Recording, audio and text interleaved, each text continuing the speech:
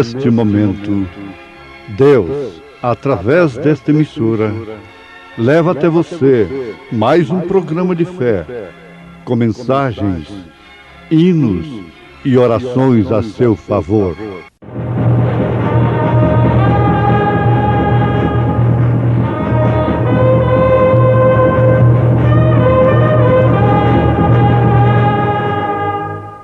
Fé para vencer.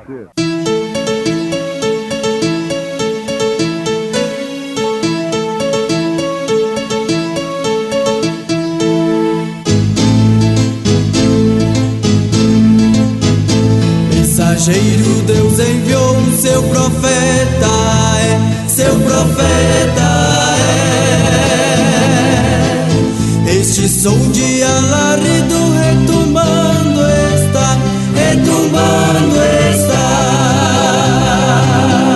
E as águias de Deus, e as águias de Deus já voando estão, já voando estão. William Branham foi seu nome e Deus foi com ele, e Deus foi com ele.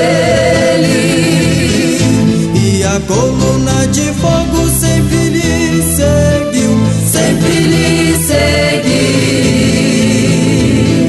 A palavra ele pregou, a palavra ele pregou, com fidelidade, com fidelidade. Porque qual dos homens sabe as coisas do homem, senão o Espírito do homem que nele está? Assim também ninguém sabe as coisas de Deus, senão o Espírito de Deus. Espírito entre nós, é do Espírito de Deus a doce voz. Vejo em cada rosto aqui o calor da presença do Espírito do Senhor.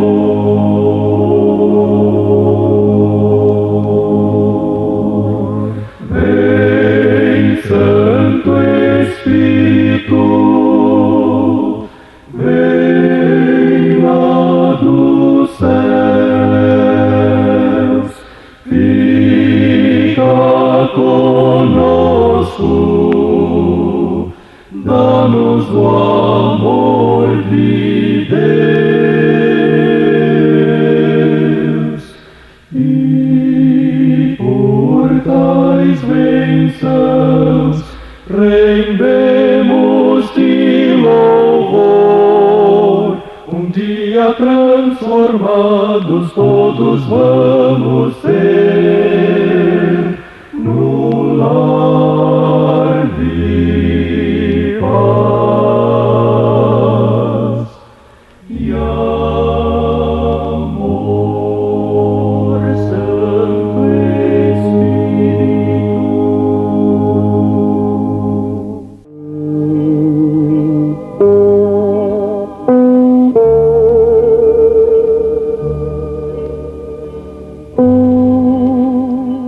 Porque ele se tornou um pecador, para que através de sua retidão eu pudesse ter vida. Deus é capaz, tem poder para fazer maravilhas, milagres, através de sua palavra.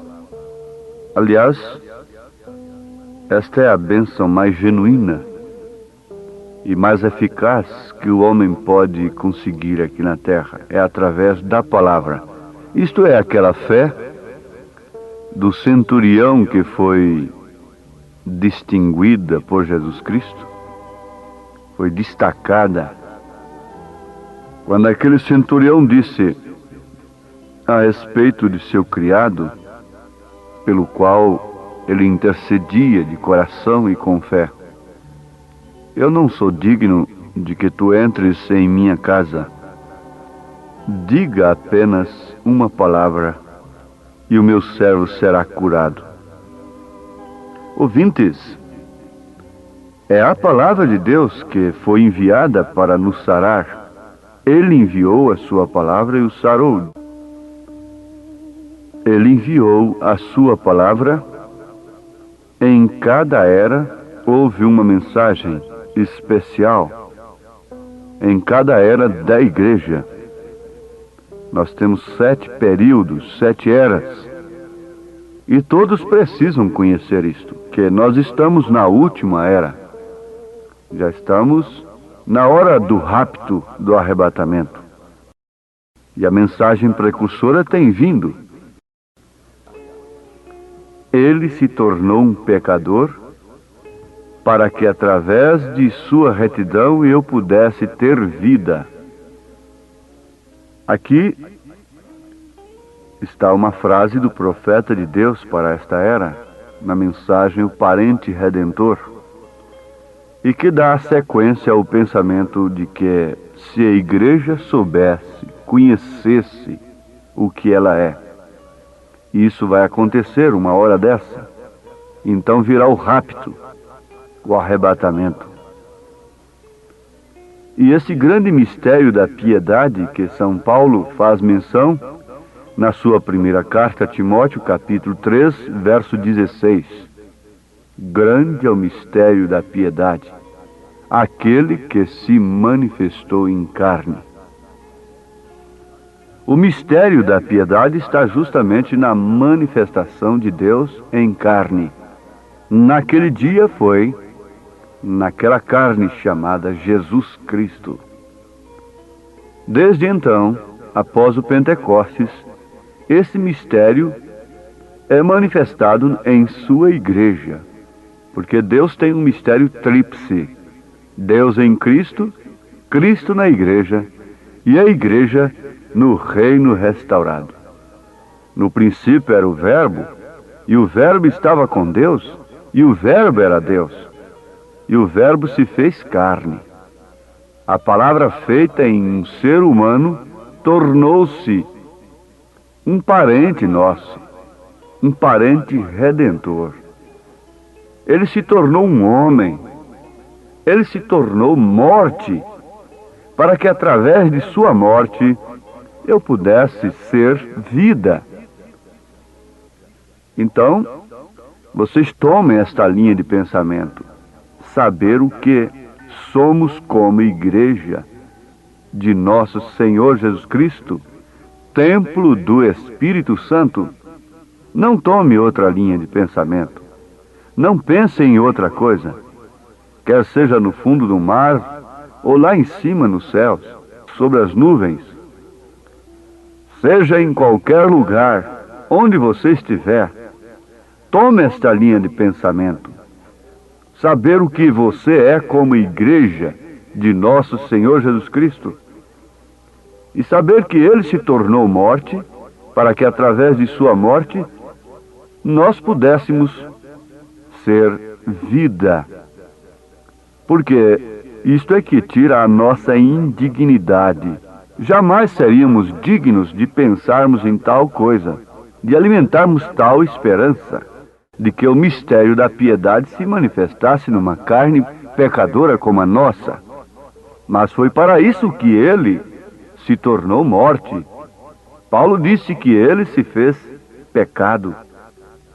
Ele tomou sobre si os nossos pecados, para que, através disto, nós pudéssemos também nos tornarmos vida. Pecado resume-se nisto: morte. Salvação resume-se nisto: vida. E se Jesus Cristo é nosso Salvador, então nós temos vida, somos esta vida eterna.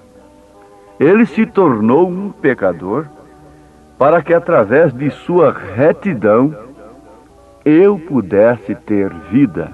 Você pode falar isto? Pode escrever na parede? Aí na sua cozinha, na sua folhinha? Pode escrever em algum lugar. Você quer fazer isto? Ele se tornou, veja só, ele se tornou um pecador. Ele, você sabe quem? Jesus Cristo. Ele se tornou um pecador, para que através de sua retidão eu pudesse ter vida. Você que está escrevendo, quero ouvir mais uma vez. Ele se tornou um pecador, para que através de sua retidão eu pudesse ter vida. Você pode escrever isso na página branca de sua Bíblia. Ele, você sabe, esse ele com letra maiúscula, ele é o Senhor Jesus Cristo, se tornou um pecador para que, através de sua retidão, eu pudesse ter vida. Paulo diz, ele se fez pecado por nós. Ele se fez pobre para que eu, através de sua pobreza, eu pudesse ser feito rico. Você conhece uma pessoa mais rica do que uma cristã? Mesmo aquele onde não tem nem sequer uma casa para morar, que diz que é sua ou não?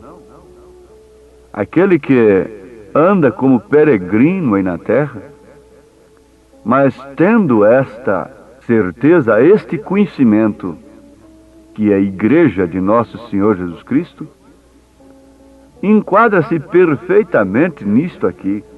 Ele se fez pobre para que eu, através de sua pobreza, pudesse ser feito rico. Não há maior riqueza do que esta, porque todas as riquezas que pudéssemos conseguir aqui na terra não teria valor para nós por mais de 60 anos. Não nos daria prazer, gozo, por mais de 60, 80 anos, quando muito. Mas eu estou falando de uma riqueza eterna. Você pensa no milênio, isso é glorioso. Na verdade, 1000 anos reinando sobre a terra. Isso é maravilhoso. Mas não é somente o milênio ainda está dentro do tempo. Ele ainda se cumprirá, ele se esgotará, chegará o seu último dia do milênio. Mas depois do julgamento do trono branco, não haverá tempo. Não. Você poderá fazer uma pequena visita para o seu amigo ali de 500 anos. 500 anos foi aquela visita e pareceu que foram apenas 15 minutos. Ele se fez pobre para que eu, através de sua pobreza, pudesse ser rico. Ele se tornou o que eu era, para que eu pudesse, através de sua graça, ser o que ele é. Olhe, preste atenção, ocupe o seu tempo com a palavra e pense nisto. Ele se tornou o que eu era, para que eu pudesse, através de sua graça, não dos meus méritos, ser o que ele é. Podes repetir comigo no seu coração? Ele se tornou o que eu era, para que eu pudesse, através de sua graça, ser o que ele é. Então, se a igreja unicamente conhecesse sua posição, assim será algum dia. Então acontecerá o rapto, ou seja, quando ela reconhecer o que é. E aqui voltamos, juntos, dizendo, falando em nosso coração, e mesmo com os nossos lábios, se você quer, levante sua voz. Ele se tornou o que eu era, para que eu pudesse, através de sua graça, ser o que ele é. Oh, que coisa! Falando sobre poderes de Deus. Aquilo é exatamente a Escritura. Isto é exatamente a Escritura. Isto é o que a Escritura diz. que nós pudéssemos ser como Ele é. Ou se a igreja soubesse o que ela é, ela não estaria vendida ao mundo? Ela não estaria tão preocupada com as coisas terrenas, procurando servir a Cristo, como estava Marta naquele caso? Que amor o Pai tem colocado sobre nós, posto sobre nós, que nós, os quais éramos pecadores, forasteiros, longe de Deus, pudéssemos ser atraídos para perto de Deus, de tal maneira que nós nos tornamos filhos e filhas de Deus. Não servos, preste atenção nisso, mas filhos e filhas de Deus. Vamos relembrar? Ele se tornou o que eu era, para que eu pudesse, através de sua graça, ser o que Ele é. Agora, que amor tão tremendo Ele tem colocado sobre nós, posto sobre mim, sobre você. Quão indignos somos nós, que estando ainda pecadores, forasteiros, longe de Deus, pudéssemos ser atraídos para perto de Deus, pela sua palavra, para a sua mensagem, de tal maneira que nós nos tornamos filhos e filhas de Deus. Foi o seu amor por este homem que te colocou junto dele. Foi este amor que você tem por esta mulher que te faz viver junto com ela, que faz você viver com ela feliz. Foi este amor de Deus que nos colocou em Cristo e somos felizes em Cristo Jesus. E por isso temos nos tornado em filhos e filhas de Deus, não servos. Isso nos trará bastante segurança para sabermos aquilo que somos. A igreja gentia nunca foi servo. Não, senhor. A igreja gentia é filho e filha. Somos filhos de Deus e não servos de Deus. Vocês são filhos e filhas de Deus, que têm recebido o Espírito Santo. Vocês conhecem a história de Orfa na Bíblia, no livro de Ruth? Leia o livro de Ruth e você verá logo no primeiro capítulo o comportamento de Orfa, que se voltou. Porém, se você foi, agora para você, até alcançar o Espírito Santo, você então tem se tornado filho.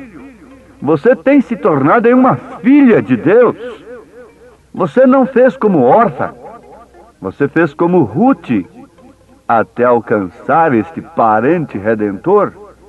Agora, filhos e filhas é o que a igreja tem que saber o que ela é. Quem tem o amor de Deus pode sentir-se plenamente como filho e filha de Deus sem nenhuma confusão. Aquele amor ao qual João se refere. Quem tem o maior poder diante de Deus? Vem aqui esta pergunta. O que é um anjo? Um anjo é um servo. Aquilo é certo. Os anjos são servos de Deus. O que é?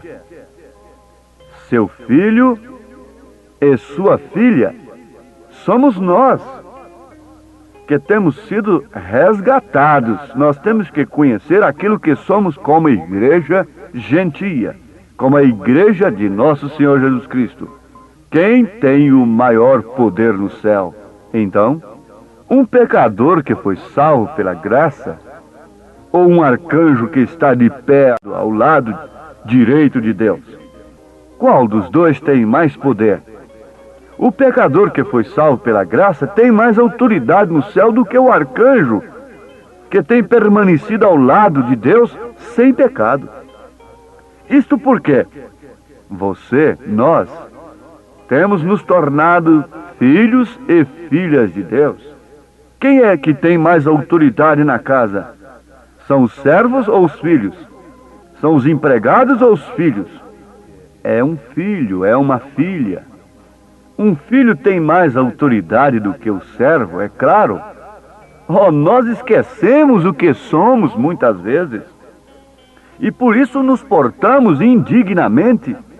Por isso nos portamos vergonhosamente. Por isso nos portamos de modo tal que nos causa vergonha. E deixamos de conhecer o Espírito que temos. Esquecemos de que temos o Espírito Santo.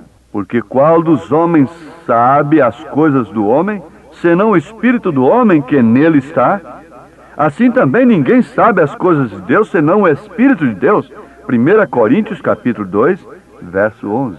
O seu Espírito deve saber quem é você. E o profeta exclama isto com desespero. Oh, nós esquecemos o que somos. Como filhos de Deus, nós temos mesmo mais autoridade do que os anjos. E aí está essa pessoa inibida, jogada num mistério tremendo porque viu um anjo. Sim, isto é muito bom. Mas ver Deus em sua palavra é muito melhor. Reconhecer sua posição e receber aquele Espírito que testifica dentro de nós que somos filhos de Deus, através do qual nós clamamos Abba, Pai, que é só um direito de filho. Isto é muito mais significante do que ver coisas, ver visões e tudo mais. Nós esquecemos muitas vezes o que Ele, o Senhor, nos fez. E o que somos? Somos filhos e filhas de Deus. Após isto nos tornarmos o que somos, então nos esquecemos como nós chegamos aqui, nesta posição de filhos? Misericórdia! Oh, que amor precioso o Pai deu para a raça caída de Adão. Deu seu único filho para sofrer e redimir-nos através de sua graça. No meio de rochas fendendo e céus escurecendo, meu Salvador encurva sua cabeça e morre. O véu aberto revelou o caminho para a alegria do céu e dia sem fim. Em Cristo, a rocha firme eu permaneço. Todas as outras terras são areias movediças. Todos os outros credos, maneiras de crer, fora disto, eu não tenho que saber muita coisa, senão este mistério, que sou um filho e uma filha de Deus. Todas as outras coisas são areias movediças, são complicações do intelecto, da mente humana, de doutrinadores. Quando eu olho a cruz maravilhosa, na qual o príncipe da glória morreu, eu conto todo o meu pecado como sendo apagado. Isso é certo.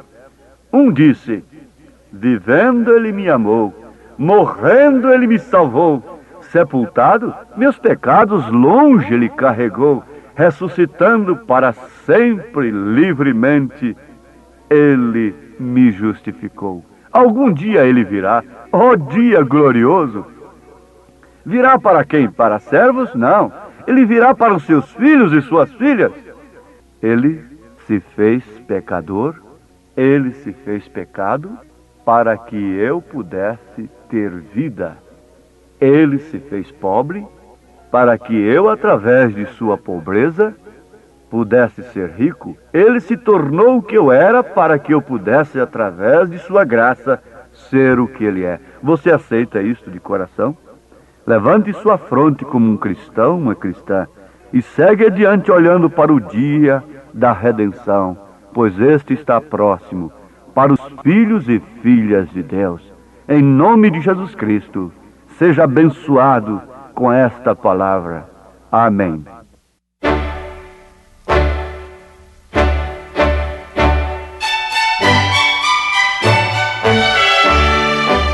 Ouvintes, escreva-nos pela caixa postal de número 15.020, 15020, CEP 74-501-970, Goiânia, Goiás. O nosso endereço na internet é www.apalavraoriginal.org.br. Volte a nos ouvir amanhã novamente, neste mesmo horário, nesta emissora, se o Senhor nos permitir, com fé no Filho de Deus, a fé que vence o mundo.